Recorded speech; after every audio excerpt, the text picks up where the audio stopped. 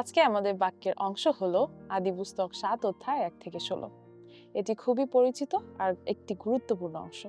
আদি পুস্তক ৭ অধ্যায় ১ থেকে ৫-এ দেখা যায় ঈশ্বর নোহকে নির্দেশ দেন নৌকায় প্রবেশ করার জন্য। নোহ বিশ্বাস ও আনুগত্যের মাধ্যমে ঈশ্বরের কথায় সাড়া দেন।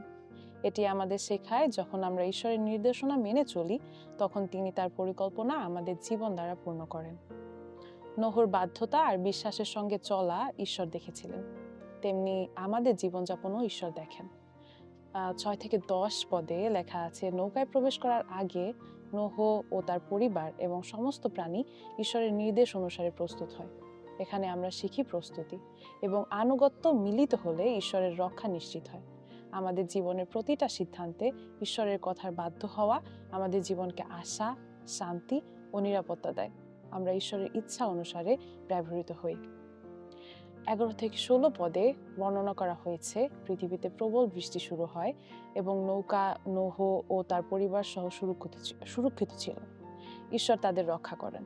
এটি আমাদের জানায় ঈশ্বর কত শক্তিশালী, কিন্তু তবুও মানুষের প্রতি তার প্রেম কত মহৎ।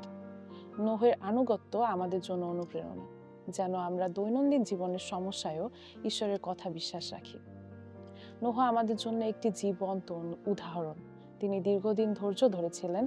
তার বয়স ৬০০ ছিল। তিনি ঈশ্বরের চোখে একমাত্র লোক যিনি বাধ্য ছিলেন। তিনি ঈশ্বরের কথা বিশ্বাস করেছিলেন এবং সেই বিশ্বাস অনুযায়ী কাজ করেছিলেন। আজ ঈশ্বর আমাদেরও ডাকছেন। আমাদের প্রশ্ন হলো, আমরা কি নোহের মতো আজই সাড়া দেব? ঈশ্বর তার নিজ বাক্য দিয়ে আমাদের সকলকে আশীর্বাদ করুন।